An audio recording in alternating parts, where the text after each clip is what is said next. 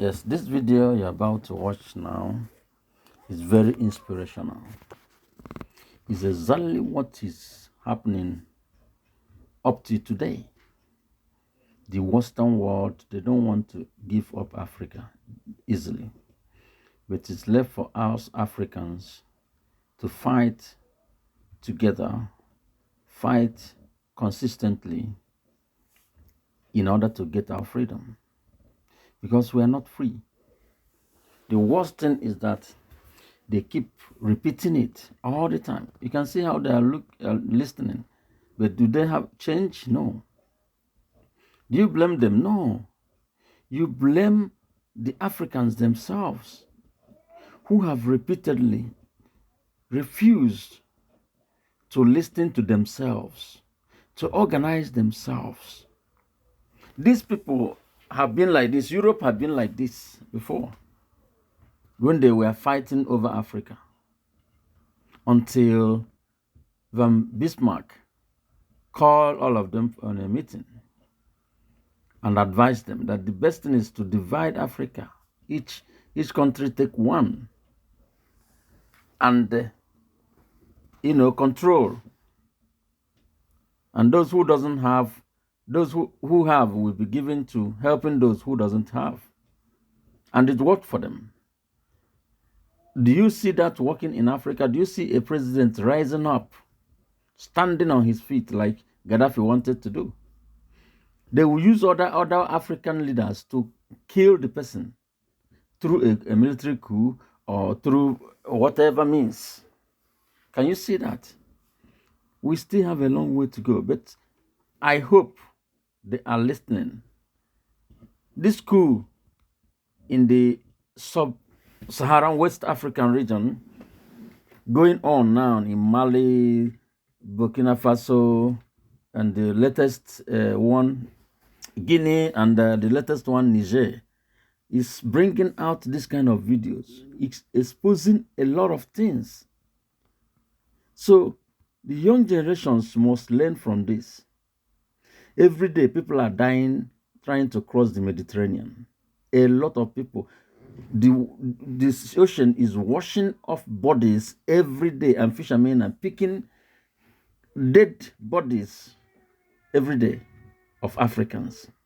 Most of them coming from these war-torn countries or these countries like Ivory Coast, where they have a very big stooge in the name of Qatar, and other regions like all this Mali, Guinea, Senegal, Nigeria.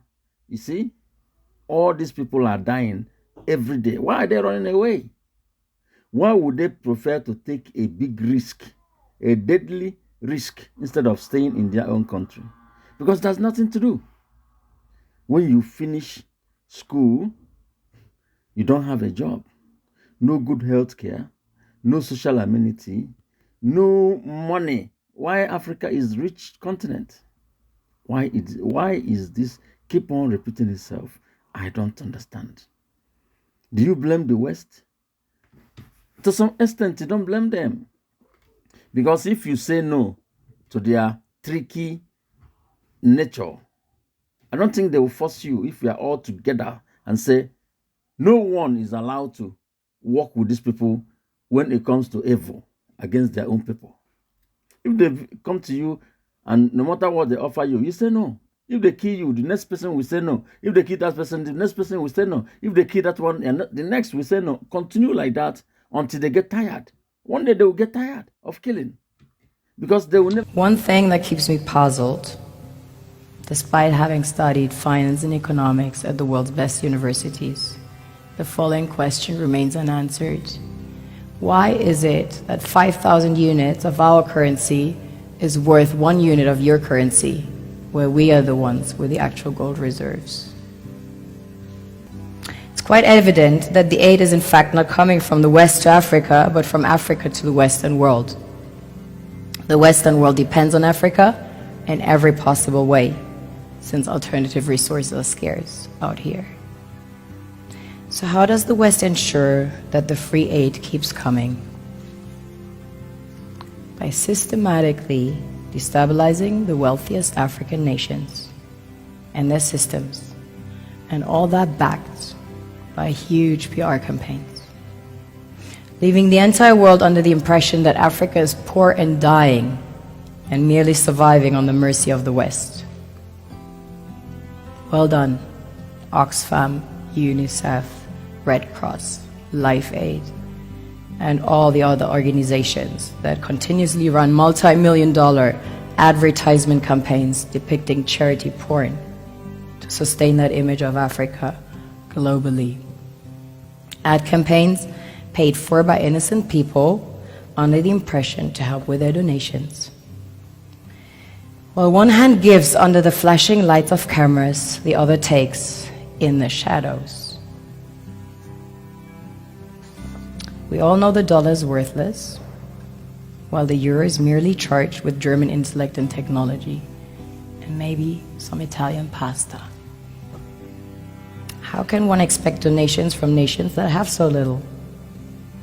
It's super sweet of you to come with your colored paper in exchange for our gold and diamonds. But instead, you should come empty-handed, filled with integrity and honor. We want to share with you our wealth and invite you to share with us. The perception is that a healthy and striving Africa would not disperse its resources as freely and cheaply, which is logical. Of course, it would instead sell its resources at world market prices, which in turn would destabilize and weaken Western economies, established on the post-colonial free meal system.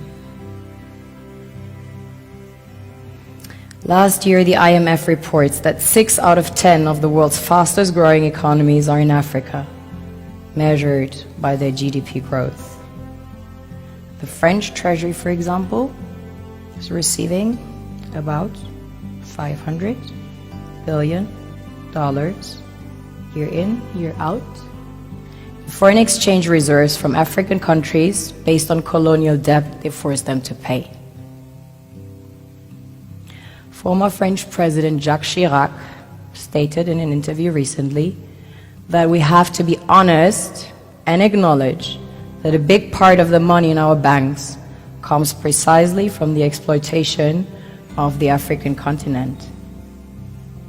In 2008, he stated that without Africa, France will slide down in the rank of a third world power.